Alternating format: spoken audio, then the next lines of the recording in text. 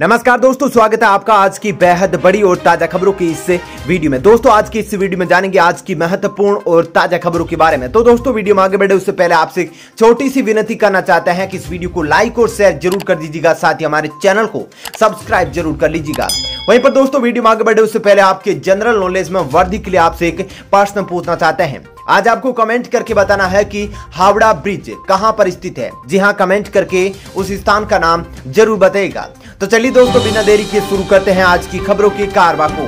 पहली खबर, भाजपा का बड़ा बयान, जनसंख्या वृद्धि के पीछे आमिर खान जैसे लोगों का बड़ा हाथ। जी हां दोस्तों, उत्तर प्रदेश में बढ़ती आबादी को देखते हुए योगी सरकार ने उत्तर प्रदेश जनसंख्या नीति 2021 से 2030 का ऐलान किया है। इसको लेकर मध्य प्रदेश के मंदसौर से भारतीय जनता पार्टी के सांसद सुधीर गुप्ता ने एक विवादित बयान दिया है।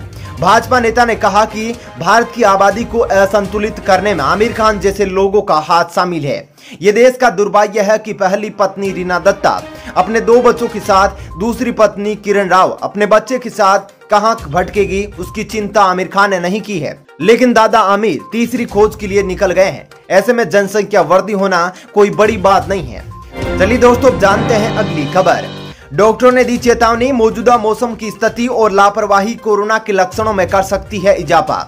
जी हां दोस्तों, पूरा भारत इस समय तेज धूप, गर्मी और आर्द्रता से जूझ रहा है। ऐसे मौसम में डॉक्टरों ने लोगों को कोरोना वायरस के प्रति अतिरिक्त सावधानी बरतने को कहा है। डॉक्टरों का कहना है कि मौसम की वर्तमान परिस्थिति और कोरोना के प्रति लापरवाही कोरोना के लक्षणों में वृद्धि का कारण बन सकती है।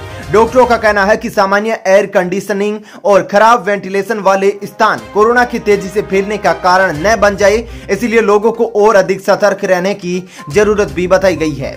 चलिए दोस्तों जानते हैं अगली खबर। अगर आप भी इलेक्ट्रॉनिक्स डिवाइस कबाड़ी को बेचते हैं तो हो जाइए सावधान, सरकार ने कर दिया है अलर्ट। जी हाँ दोस्तों, यदि आप भी अपने खराब इलेक्ट्रिक डिवाइस को आम कूड़ा समझकर उसे कबाड़ी को बेचते हैं तो आपको सावधान हो जाना चाहिए। दरअसल इलेक्ट्रॉनिक स्क्रैप कारोबारी अवैध रूप से चीन भेज रहे हैं। ऐसे में इलेक्ट्रॉनिक डिवाइस में मौजूद आपका डाटा चोरी होने का डर है। अमूमन लोग अपने खराब मोबाइल, लैपटॉप आदि को कूड़े में फेंक देते हैं या फिर कबाड़ी को बेच देते हैं। विशेषज्ञों के अनुसार इन खराब इलेक्ट्रॉनिक डिवाइस में भी आपका डेटा सेव रहता है और कोई भी तकनीक का जानकार भी डाटा चुरा सकता है। बता दें कि हाल ही में गाजियाबाद के लोनी की पुलिस व क्राइम ब्रांच ने मोबाइल टावर्स के मोडेम व नेटवर्क कार्ड चोरी कर चीन भेजने के मामले का खुलासा भी किया है। चलिए दोस्तों जानते हैं अगली खबर। अगर आप भी बियर पीते हैं तो हो जाइए सावधान, कहीं यह गलती तो नहीं कर रहे हैं आप। जी हाँ दोस्तों, शराब पीना पसंद करने वालों को बियर काफी पसंद होती है। ठंडी बियर पीने वालों का अपना अलग ही मजा है। लेकिन अगर पीने वालों को पता चले कि बियर इंसान के पेशाब से बनती है तो शायद बियर पीने वाले उससे लगाव कम कर देंगे। दरअसल पिसनेर कंपनी इंसान की पेशाब से बियर बनाती है। ये एक नया कॉन्सेप्ट है जिसके बारे में ज्यादा लोगों को पता नहीं है। अगर आपने पिसनेर बियर पी है तो असल में आपने इंसान की पेशाब को मुंह लगाया है। पिसनेर के नाम में ही पिस है, जिसका मतलब पेशाब होता है। एक रिपोर्ट के मुताबिक कुछ साल पहले इस कंपनी ने एक म्यूजिक कंसर्ट में इंसानों को 50,000 लीटर यूरिन इकट्ठा किया था, जिसके बाद ही उन्होंने अपना बियर लॉन्च किया था। चलिए दोस्तों अब जानते हैं अगली खबर। अगर आपके पास भी है ये 2 रुपए का सिक्का तो कमा सकते हैं 5 लाख रुपए। जी हाँ दोस्तों, आज हम आपको एक ऐसे सिक्के के बारे में बताने जा रहे हैं जिसे बेचकर आप मोटी कमाई कर सकते हैं।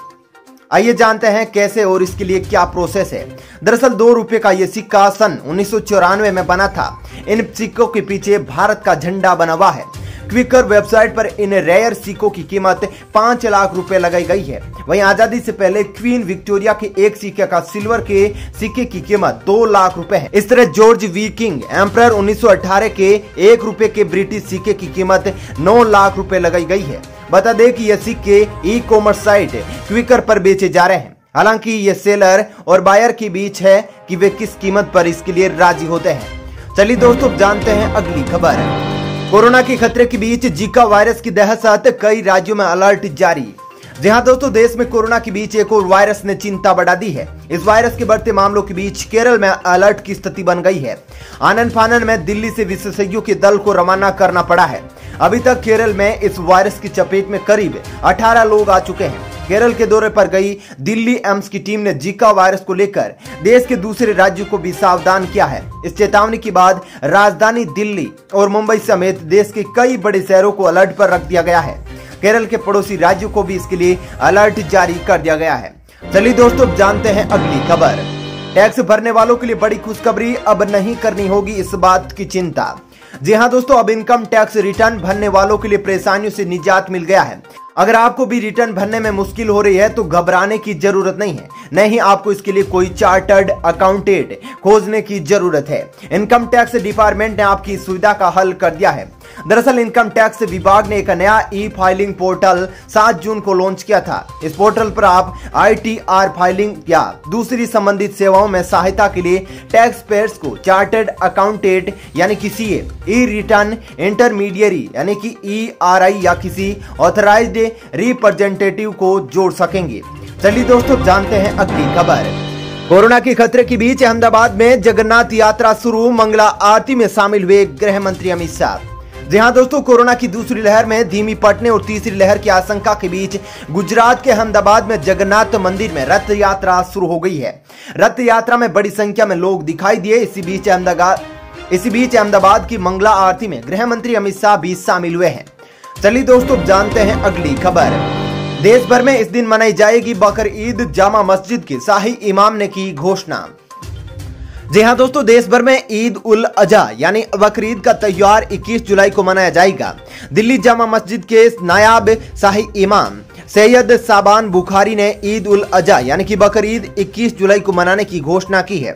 दरअसल 12 जुलाई से इस्लामी कैलेंडर का अंतिम माह शुरू होने जा रहा है। यह माह जुल हिज्जा के नाम से जाना जाता है। इस्लाम में इसकी बहुत ही ज्यादा मान्यताएं हैं।